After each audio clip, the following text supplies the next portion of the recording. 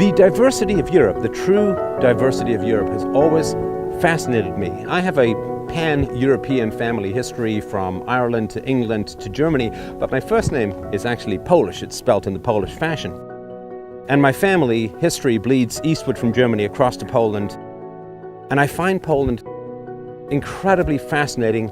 My notebooks are full of so many questions, and I feel like I almost can't rest, I can't sleep until I get some answers. How is Poland able to preserve its culture and its religiosity and its history so passionately and so powerfully? Why is it constantly referred to in the mainstream media press as xenophobic, as far right, as you name it, ultra-nationalistic, or some awful phrase? Is any of this true? I suspect that it's not, but I'm an empiricist. I always want to get the proof.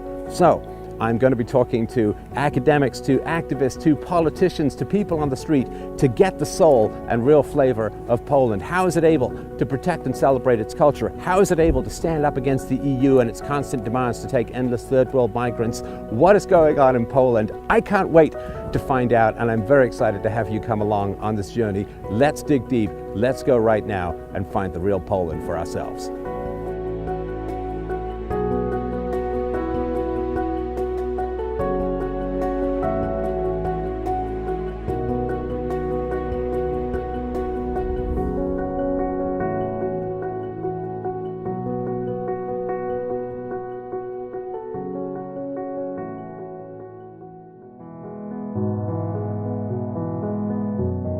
I think that we have very different situation in Poland than in Western European countries.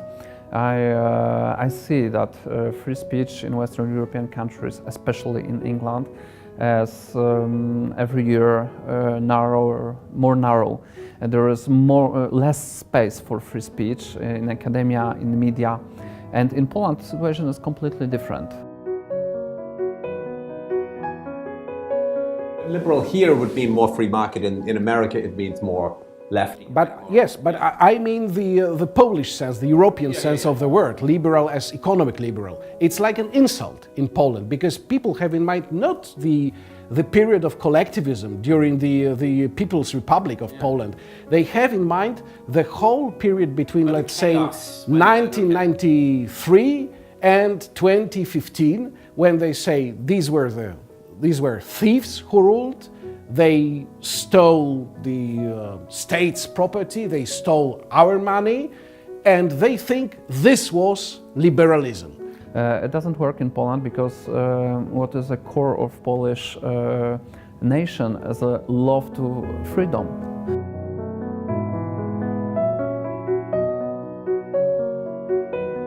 I wanted to go and talk to the people on the street, to the people who are wrestling with these challenges in their daily lives, among their relationships and so on. So I'd heard tell of a rather fascinating place to go and talk to people about this. There's a young man who's opened up something called a Freedom Bar, which is a place where people who are right of center, libertarians, objectivists and so on can gather together to talk about ideas. Pretty remarkable.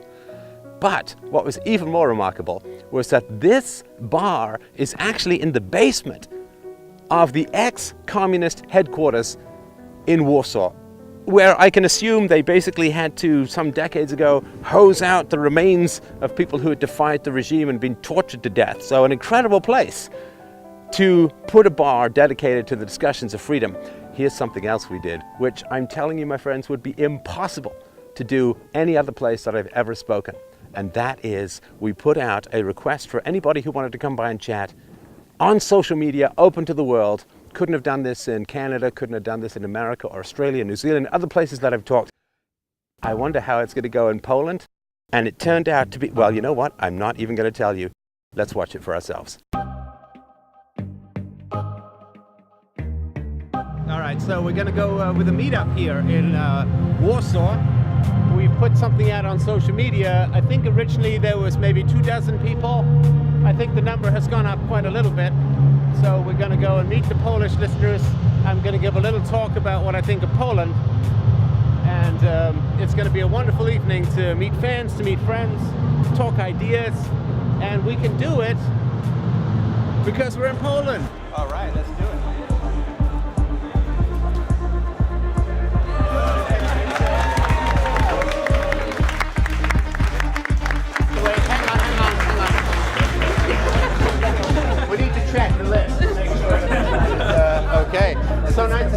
how you doing? Great.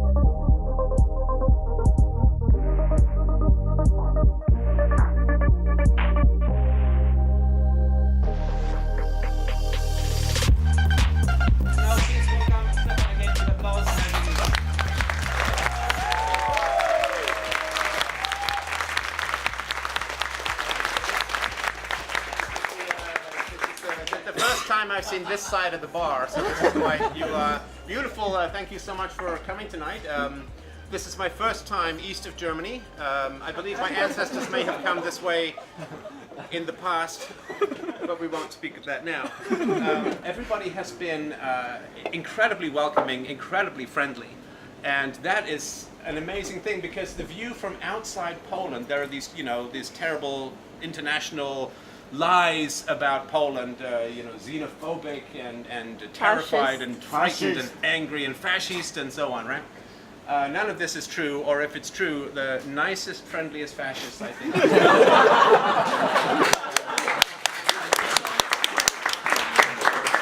Dare I say it, fascism with a human face, something like that. And the thing that I've really noticed is there's a lot of joy in the country. I know that there's a lot of fight in the country against the left, which everyone is fighting against, but there's a lot of joy. It's a joyful battle, and I think it's a joyful battle because you know you're going to win. In the rest of the West, the battle is not so joyful because there is not the same confidence of victory. But I think in Poland, you have a great assurance of victory if you stay strong, if you stay committed, and if you don't worry so much, and I don't think this group does, but maybe elsewhere among the politicians, if you don't worry what other people say about you, because I would rather keep my culture if there are harsh words about it than surrender to the harsh words and lose your history, lose your culture. So for that, you ought to be eternally applauded. And if you can do it, and you can, then other countries will find the courage to do it. You only have to see one man or one woman do something to know that it can be done. And I do think that there are a lot of people all throughout the West, in Europe, in North America, who are looking at Poland. It's a terrible phrase of responsibility, but the eyes of the world are truly upon this magnificent country. And they're looking to you to stand up to the collectivists, to stand up to the anti-Westerners, to stand up to the Marxists, to stand up to the left, and say, thank you, but no. Our country, our choice, our culture, our history, our borders, our future. And if you can do it, if the spear breaks on the shield of Poland, then other shields will be raised, and other countries will learn how to protect themselves. So remember that. The way that they present themselves as the place for freedom, I think it's very good. Finally have a place where we meet together and organize. That's why this bar is important. I think it's great that we can combine pleasure, fun, drinking with ideas and politics and philosophy and so on. And it is very important to have such a place for people with right ideas, for people who value individual freedom and rationalism.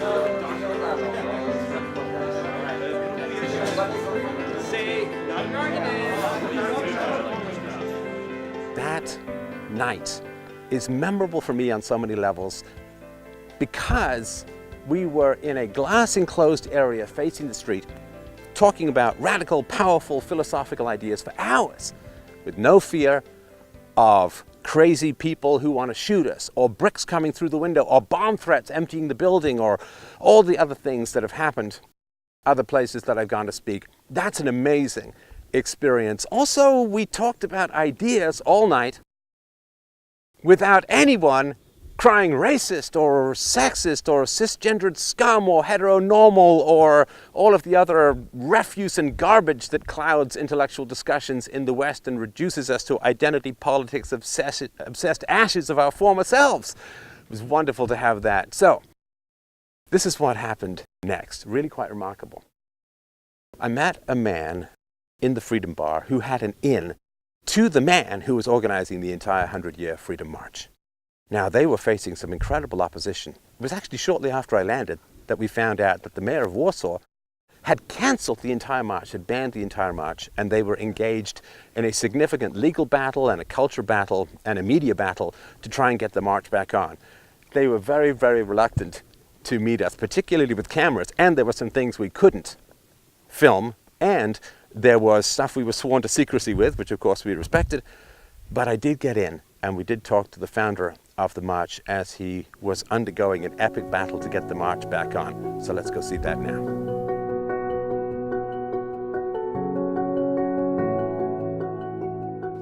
This is the map of Warsaw, and we start the march here. We go this street through the center of Warsaw, through the bridge, and we finish the march close to National Stadium. Their issue primarily seems to be that because they consider far-right elements to be part of the march, that it's more of a preventive measure, that they're concerned that there may be something very negative. Is it for the law or for the perception of the country, or? Well, What is their excuse, I guess? to cancel the march? Yeah. It's pure nonsense. There is no reason in Polish law, and we went to the court, and court cancelled the cancellation of the march. Right. So we organized the march since 9 years. We organize it always legally. It's not a far-right march. It's a national conservative march, patriotic march, organized by grassroots right-wing organizations, from conservative libertarians, center-right people, to nationalists, traditional Catholics, monarchists, and so on. Right. Very different people in one march, connected by national pride and patriotism, and believe that Polish independence is something very important for us.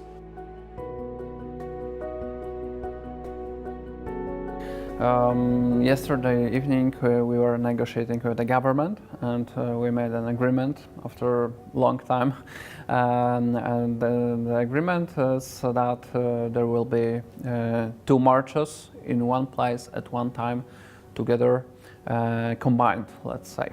Now the cooperation is quite good, and today was the day of meetings with people from the police, from army, from administration, from guard of the government, and so on. All right, well, thank you very much. Really appreciate your time. Best of luck tomorrow. Thank you very much.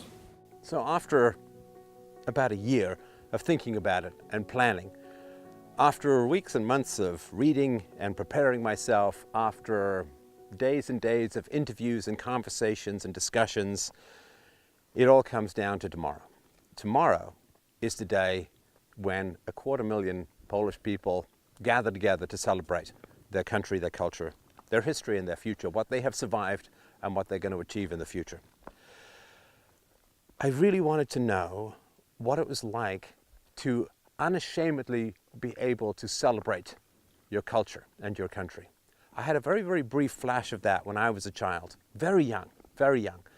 There was some capacity in England to celebrate the victories over Nazism, the Battle of Britain, and so on.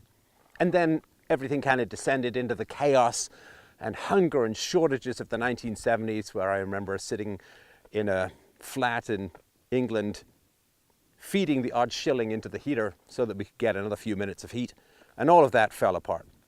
So here, you're able to celebrate being Polish. You're able to celebrate Poland and everything it has survived and everything it will accomplish in the future, unironically, without having to defer to other people's feelings, other cultures' feelings, other races' feelings. You can just celebrate who you are and where you are. I really wanted a taste of that, like I could return to that brief window of my childhood where celebration and pride was possible, and I can't wait to see it in the flesh come to life again.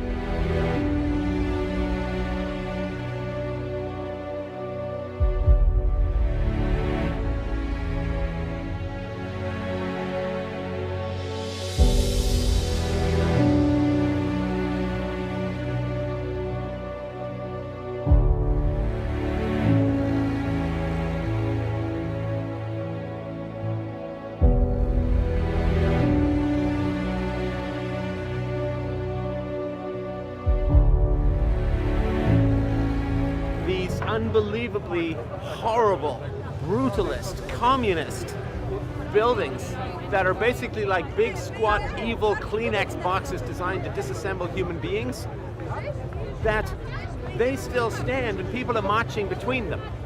Like this is a knife cutting through the brutal architecture of communism.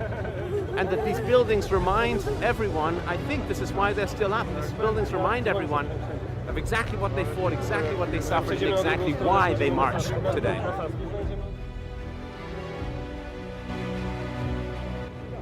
Something else that's quite painful about this is you can hear in the background all of the singing. I love myself to sing, I love me a good karaoke. Here I am in one of the world's biggest open-air karaoke venues, and I don't even know the words. It's killing me.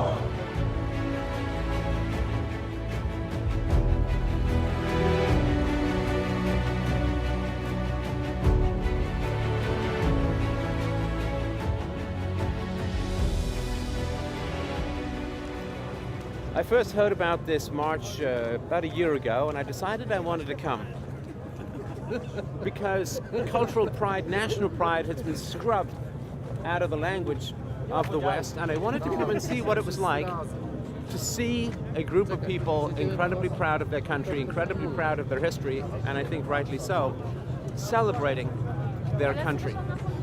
I also wanted to put my individualism to the test, because those of you who watched my show for the last 12 years know that I'm a very staunch individualist, know that I am skeptical, if not hostile, to collectivism as a whole. And here you can see we have people marching in the same direction, carrying the same flag with the same pride.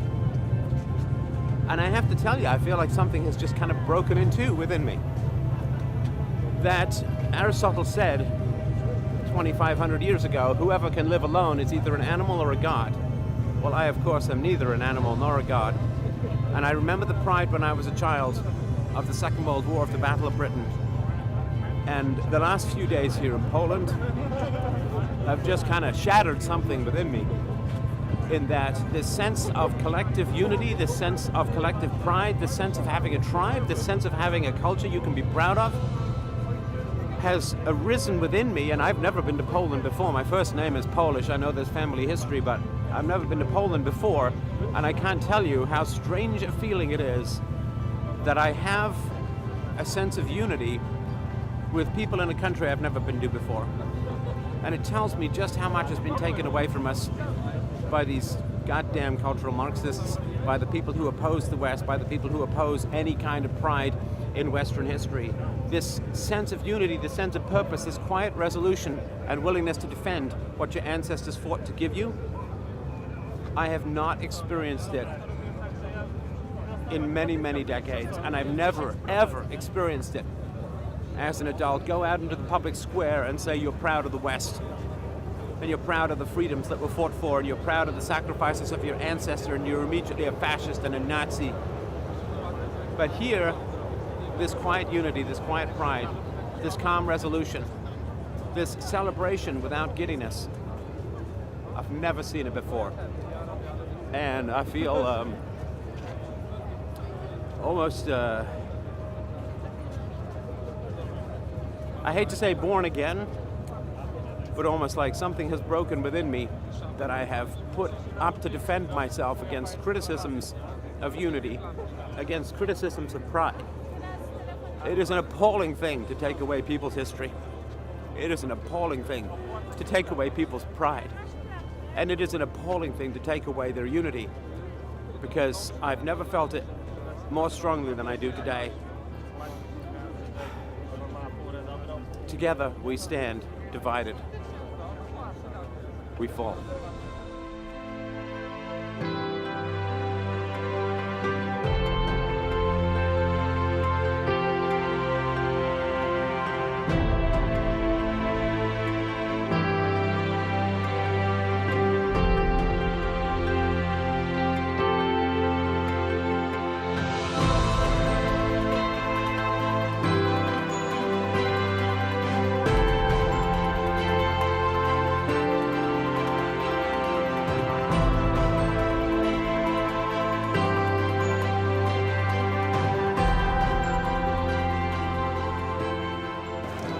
że swoją decyzją pani prezydent ograniczyła podstawowe prawa i wolności obywatelskie, mimo że na sztandarach jej ugrupowania stale jest mowa o prawach i wolnościach obywatelskich. Tymczasem tą decyzją postąpiła wbrew głoszonym hasłom. Przede wszystkim Polska jest przeciwna masowemu sprowadzaniu do Polski imigrantów obcych kulturowo. Nie chcemy mieć takich problemów w zakresie bezpieczeństwa, jakie ma Francja, Niemcy i inne kraje Unii Europejskiej. Happy Anniversary Day. Thank you so much for your time. Dziękuję bardzo. Thank you. Znacznie do bardzo krwawego zamachu, który kosztował życie około 400 obywateli, a ponad 800 zostało rannych. Suwerenności nie straciliśmy. W wyniku wojny domowej nie wkroczyło cywilizacja. The biggest political manifestation in Poland after 1989. That is the greatness of this day. Our goal was to gather today Poles who would shout God, honor and Vaterland. And hundreds of thousands did that today. It is a marvelous success of Polish patriotism especially. So I think that is a great success and we will celebrate this day a much longer. Przede wszystkim wygrał naród polski. Polacy po raz kolejny pokazali, że są zjednoczeni, że tym najważniejszym celem jest Polska sama w sobie.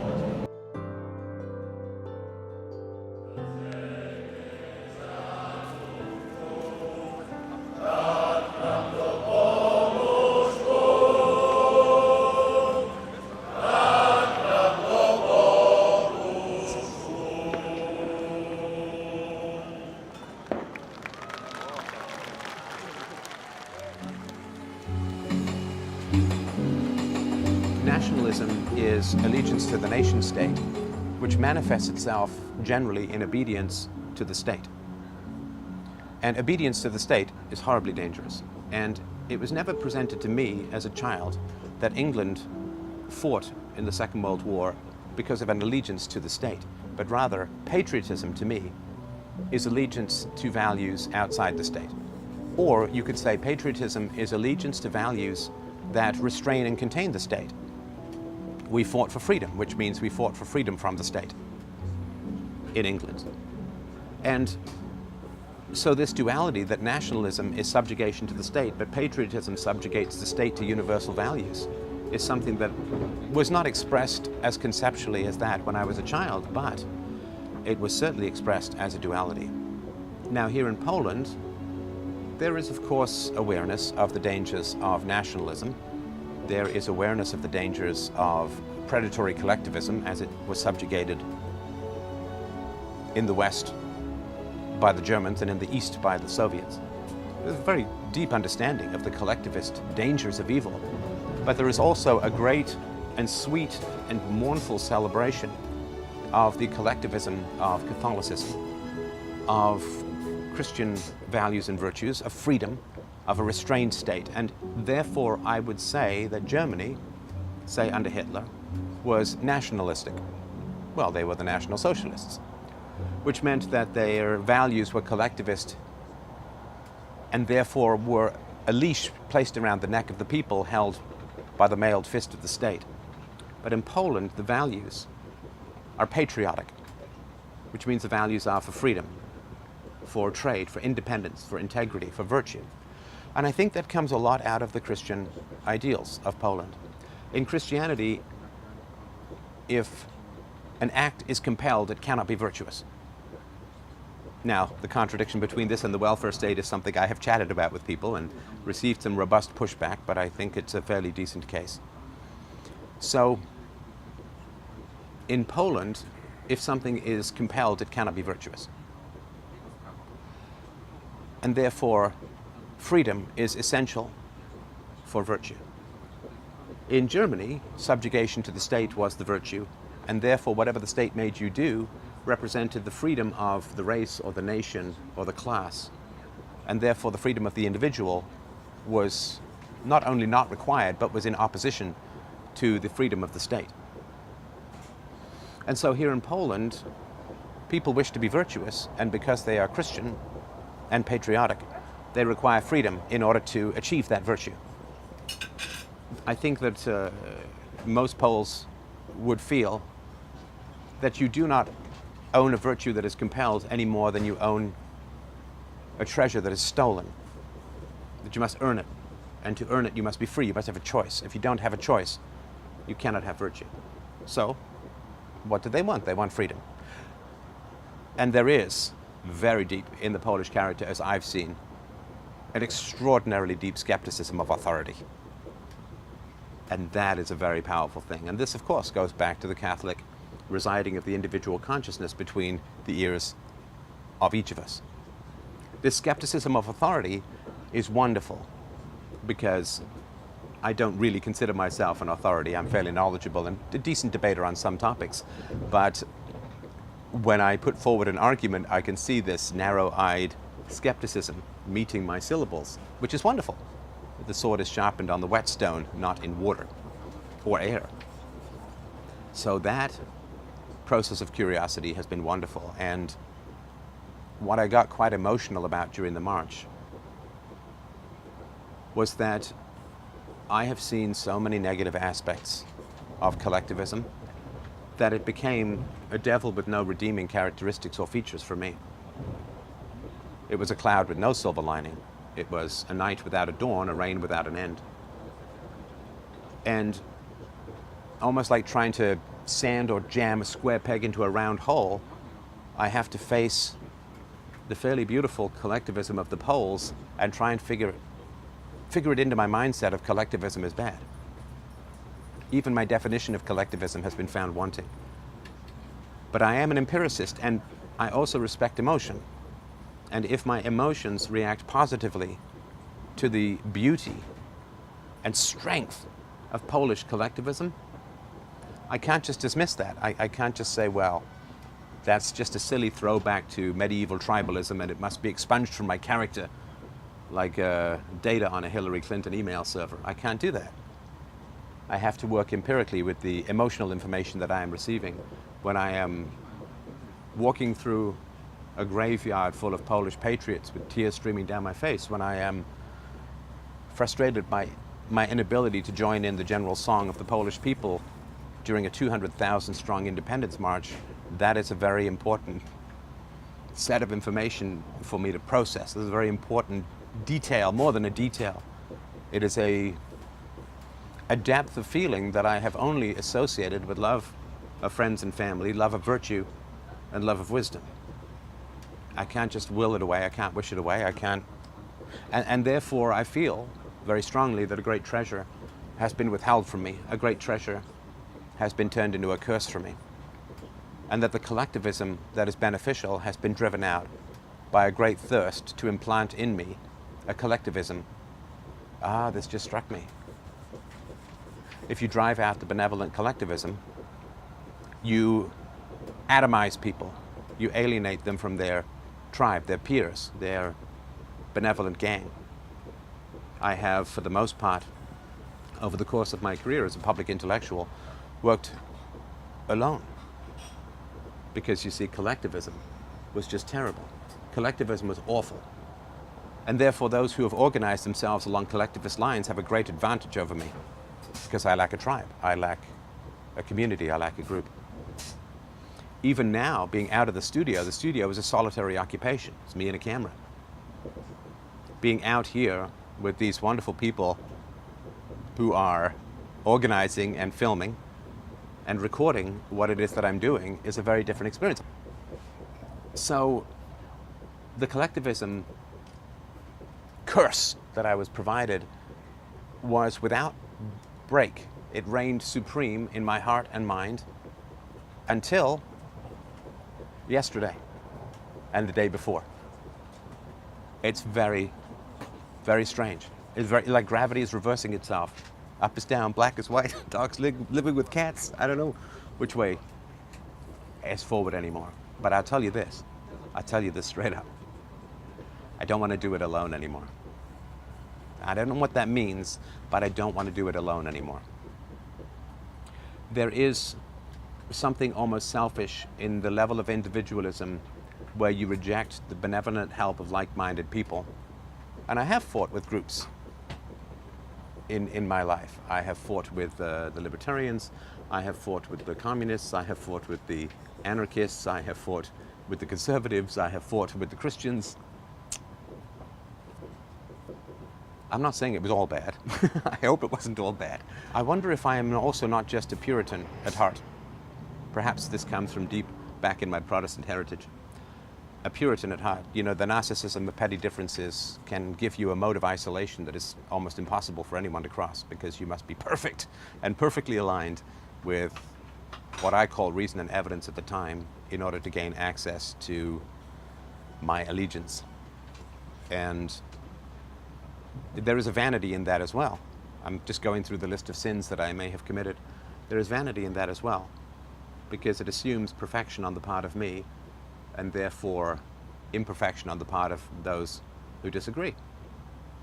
I'm certainly not perfect, and I certainly have changed my mind over the years, and I wonder the degree to which I might not have rejected other people's ability to do the same. There is strength in numbers. There is strength in community. There is power in the tribe. The enemy we face is great and powerful and organized and well-financed and enormous in number. Maybe they tricked me into fighting alone so that I and everyone would just lose.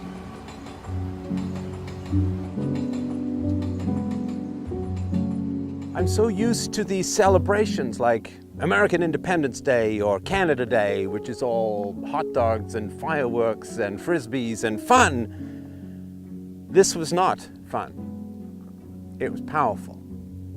And there was a sorrow and a somberness to the entire gathering. The songs were sad. The faces sometimes were ashen and fixed, like carved statues of historical suffering. And I remember as I was in the march and I was looking side to side at the people, I saw old stony faces, and I kind of wanted to slither into the ears and the minds and see what they were seeing, what they remembered. This was more like the celebration of victory after the American Civil War than barbecues and fireworks and beer. So I finally did understand what I had come for and what it actually meant to march in Poland. After talking to the academics, after talking to the people on the street, after talking to the activists and the people trying to plan it, I now finally understand what it is all for. Now, the somberness, the sorrowful aspect, the sense of dirge, the sense of elegy, the sense that I was at a funeral that gives hope, which is a contradictory thing that I was still wrestling with in my mind. I knew that the next place I had to go was the center of the sorrows that Poland had experienced. I had to go to the cemetery. I had to go and visit the war graves, and I had to understand how many bodies had to be piled up to win independence for Poland, and why the celebration of Polish independence was also a soft song sung over a very deep grave.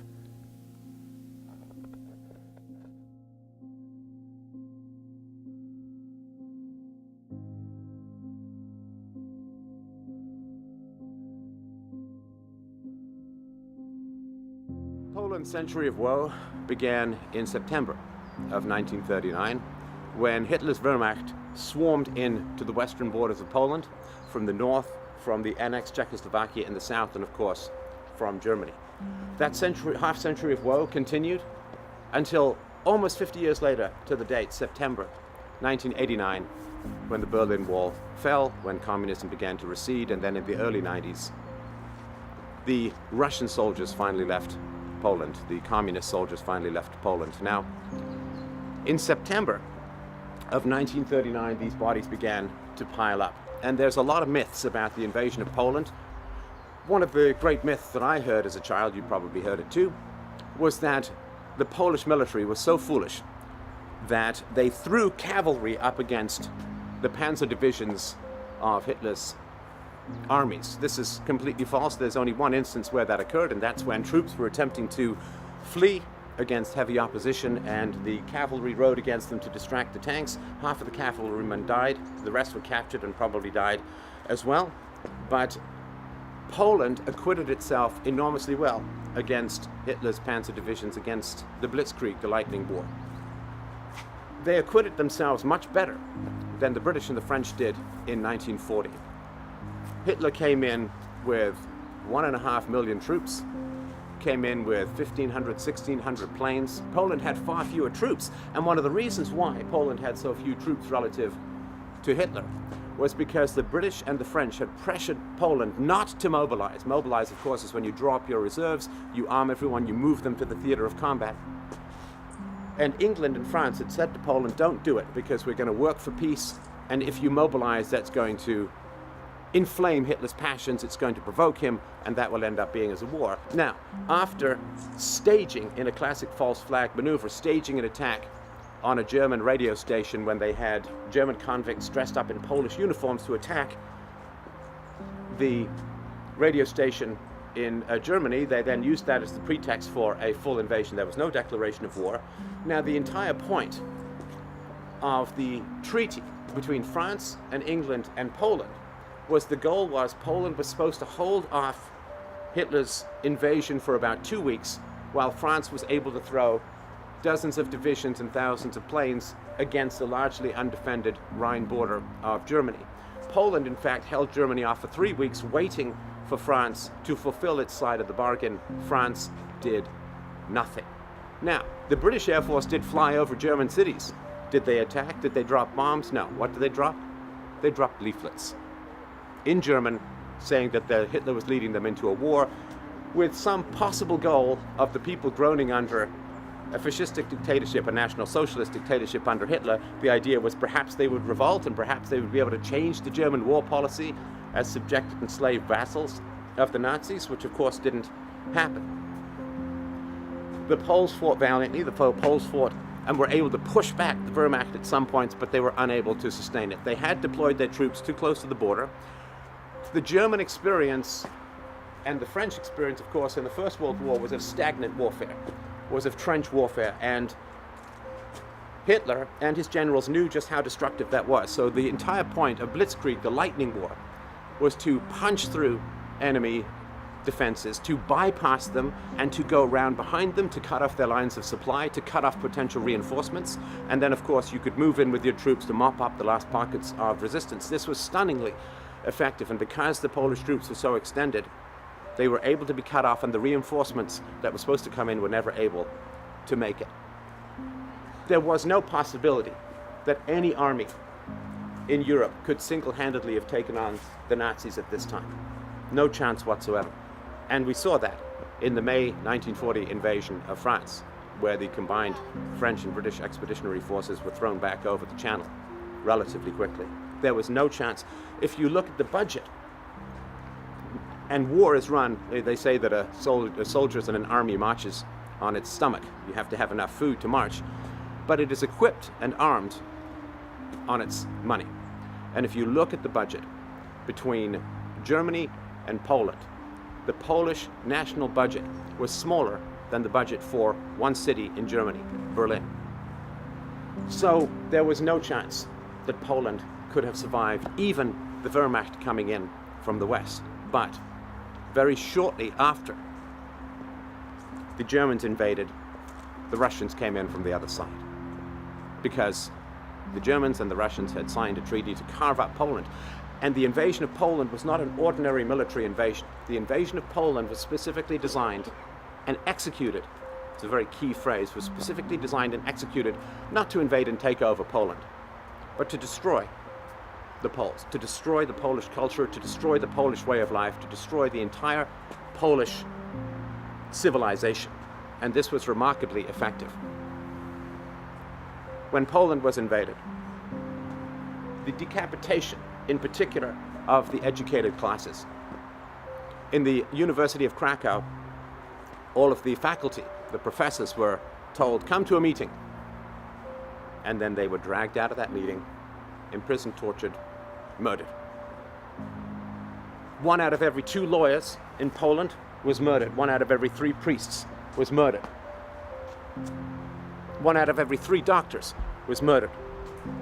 There's an old and horrible cliche that when totalitarianism moves into a country, everybody in glasses gets dragged out and shot. And this occurred horrifyingly in Poland. The depopulation of Poland was extraordinary.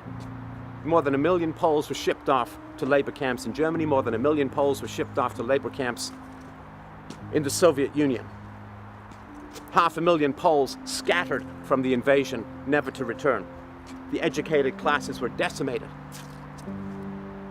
Out of the Polish population during the Second World War, 1 out of every 5 Poles was killed. 1 million Polish children were orphaned. And if you look at the population as a whole, the concentration of murder and slaughter was in the highest echelons of intelligence. And that is how you destroy a culture. A culture is generated by the artists, by the writers, by the thinkers, by the communicators. And they are the first to get the totalitarian bullet in the forehead. The suffering that occurred in Poland can scarcely be described. Not only at the end of the Second World War, when the Germans deindustrialized was the phrase, but what that actually meant with everything that was not bolted down, that was even remotely of economic value, was ripped up and taken off by the Germans. The same thing happened when the Germans withdrew from Warsaw in the face of the approaching enemy army. Warsaw was not liberated. Warsaw was destroyed. There was almost no building left standing. It was a Nagasaki-style destruction of a city. The only inhabitants were stray dogs and starved rats at the end of the war. At the end of the war, Poland had been decimated. And rebuilding it under communism was incredibly difficult because communism is so economically inefficient. So you had the intelligentsia destroyed, Jews murdered. Now, to point this out, a lot of Poles were, after the war, implicated or accused of collaboration with the Nazis, but one of the reasons why the Jews were murdered so much in Poland, first of all, from the 18th century on, Poland was home to 4/5 of the world's Jews. Secondly, Poland was far enough away from England and France that the Royal Air Force could have no capacity to attack. So there were reasons why it occurred in Poland more than anywhere else. But the reality is that after the economic destruction, the cultural destruction, the lopping off of the intelligentsia of Poland, and then the imposition of decade after decade of brutal communism, Poland's independence was incredibly hard won. These bodies are what props up Poland's sense of pride and independence. The graves are well maintained. We can look here. The graves are well maintained. The flowers are fresh. It was recently All Saints' Day. I have seen flowers placed lovingly on graves 50 years old, 70 years old, 100 years old. That is a very hard-won memory to maintain. There is a monument in this graveyard to 22,000 Polish officers that were hauled off and murdered in cold blood, slaughtered by the Soviets, who then pinned the blame on the Germans. And a very famous Polish leader was in fact trying to get to England with proof that the Soviets had murdered 22,000 Polish officers when his plane was downed in a suspected act of sabotage, because of course if he had gotten that information to England and it had been published in the British newspapers, any kind of alliance with Russia would have proved impossible. This level of destruction, this level of mass murder is something which we must never forget. And this is one of the reasons why I talk so strongly against the welfare state and against government takeover of things like charity and help for the poor. In the 1930s, Poland had the largest welfare state in the entire world, the largest structure of social support in the world. This kind of collectivization and government control of charity is the fruit with which they sell you the poison of collectivism, of coercion. The more that the government takes over things that you want, the more it will end up doing things you don't want. In Germany, under Bismarck in the late 19th century, Germany developed the largest welfare state at the time, unemployment insurance, old age pensions, and that led in many ways to the collectivism of the Nazis. You have to be very careful when you ask the government to do things for you. It will start off by offering you exactly what you want, and it will end up by taking away everything that you need.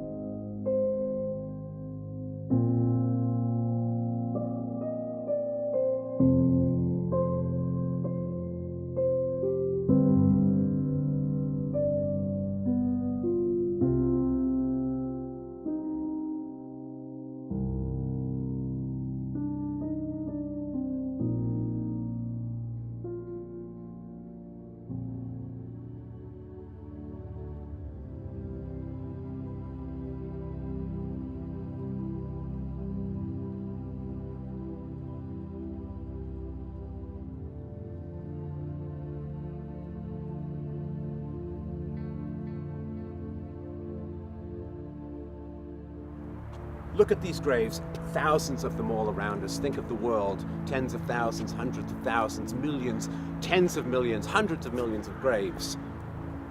Where do they come from? They come for the bodies. The bodies come from the bullets and the bombs and the ropes and the strangulations, the mass murders brought about by sectarian hatreds, internecine warfare, tribal conflicts everywhere. Where do these graves come from? Do they come from innate capacities within human nature for us to just hate each other, to divide into groups and tribes and religions and countries, races, just hate each other because that's our nature? I don't believe so. The lion does not need endless amounts of propaganda to wish to kill the zebra. That is instinct, that is natural to the nature of the lion. Is it natural for us to hate each other to the degree to which we end up with these fields of graves? I do not believe so. I do not believe so.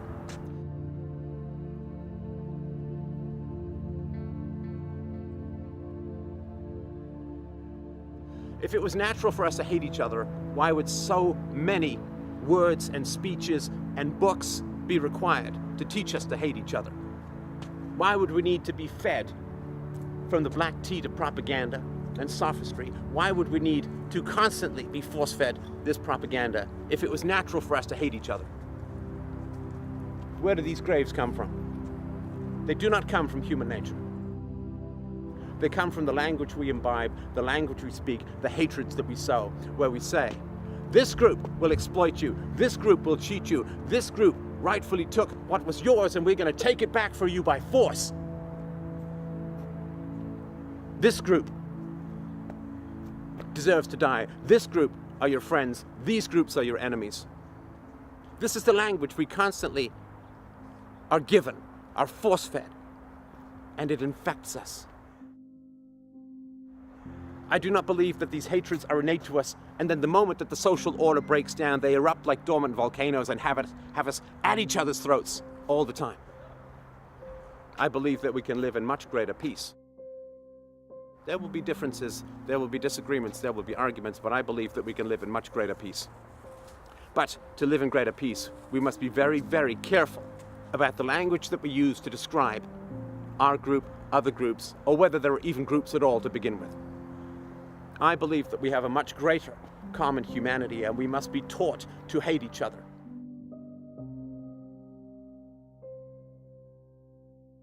Where do these graves come from? These graves come from language. These graves come from the seeds of hatred that are sowed by the syllables of sophistry. The one thing that is unique to humanity is our capacity for abstractions and for language. That makes us the greatest of all the species in what we can build, in what we can grow. in the civilizations, the language, the beauty that we can create through language. Our capacity for greatness through language is matched equally by our capacity for evil through language. That which makes us the greatest of all species, that which makes us superior to the animals, makes us also the most evil of species, and makes us far worse than any animal could conceive of.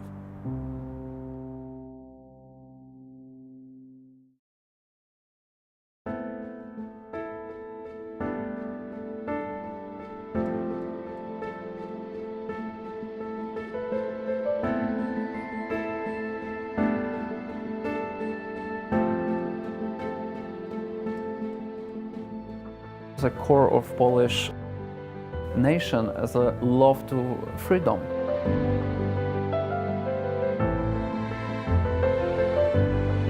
A love to be free as a nation, as an individual. It's a true freedom when you can choose for whom you work, what do you say. You can change your mind on some opinions.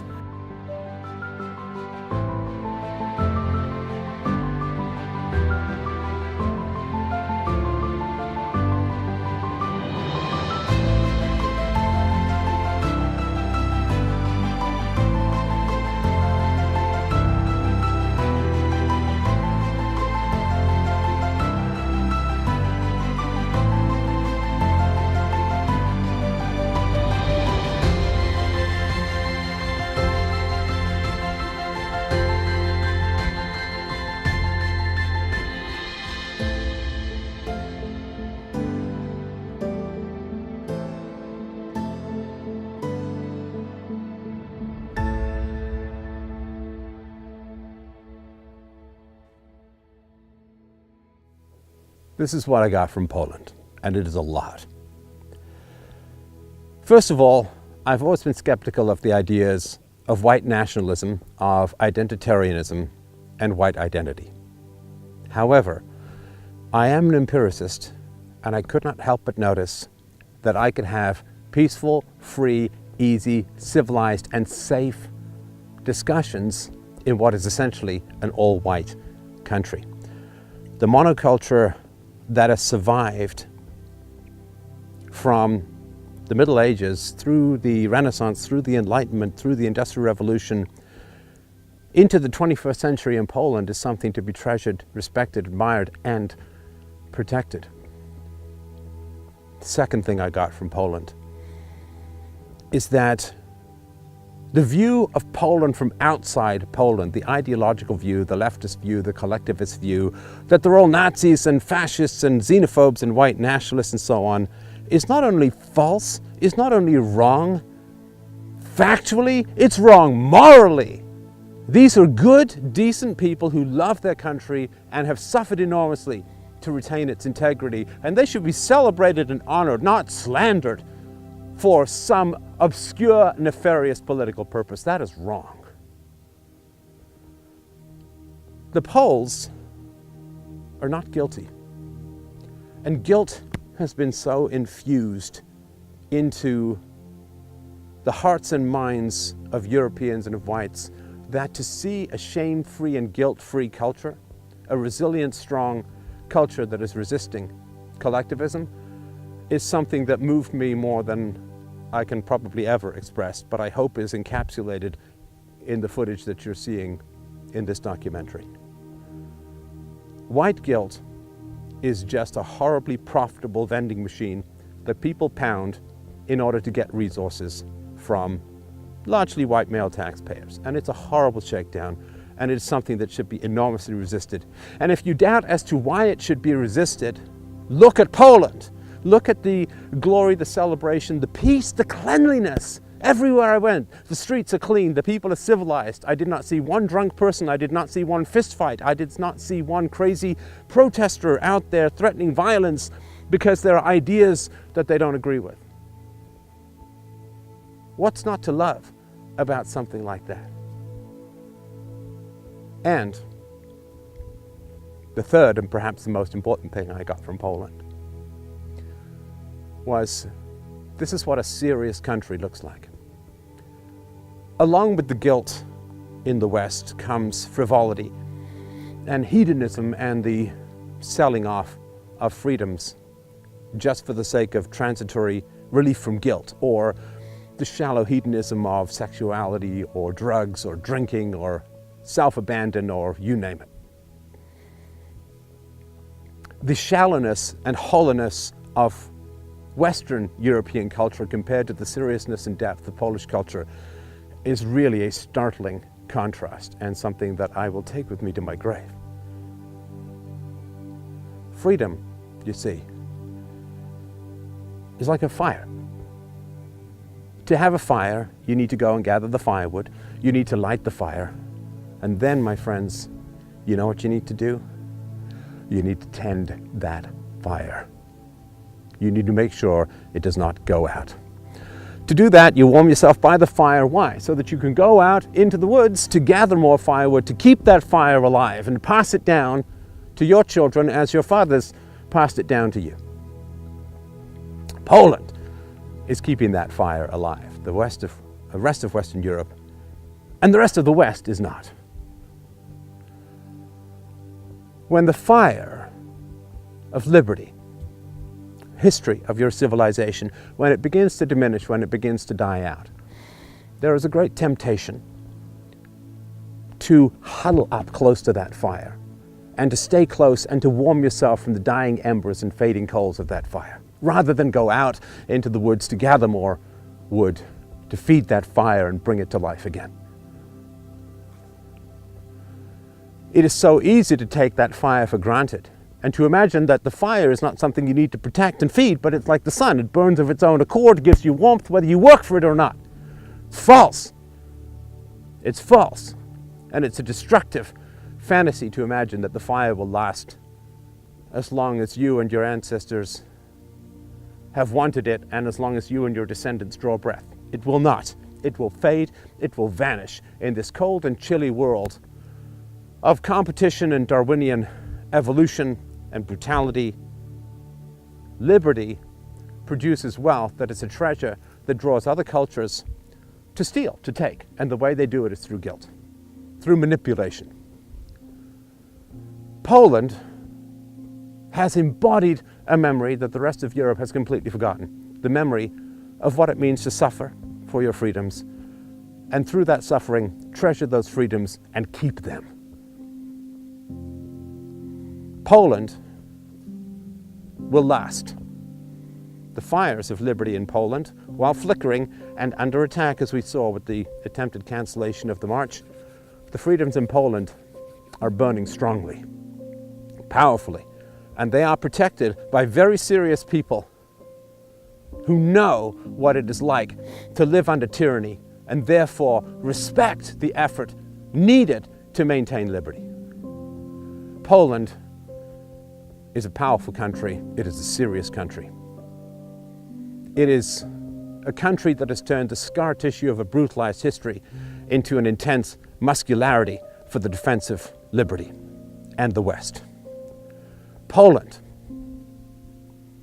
remembers what the rest of us have forgotten, which is this: the fire of liberty, fed by the blood and sweat and toil and bodies of your ancestors, is a delicate thing. Liberty is not constant. It is not a force of nature. It is not a force of gravity. It is not an element of physics. It is something that must be willed and protected and maintained and kept every single generation. Poland remembers what the rest of the West has forgotten, which is that your freedoms, which take generations to build, the fires of liberty that keep your civilization warm, can vanish and go out like that.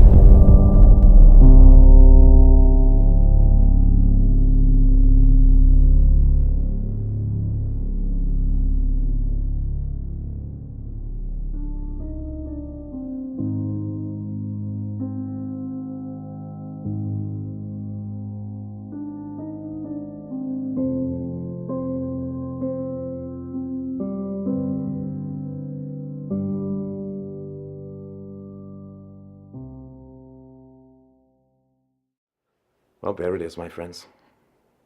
There is the fruit of the first work I have done outside the studio to do a deep philosophical analysis of an entire country, an entire culture, a people, a history, and hopefully a long and prosperous future for Poland. So I want to share something with you, but before that, I want to thank you.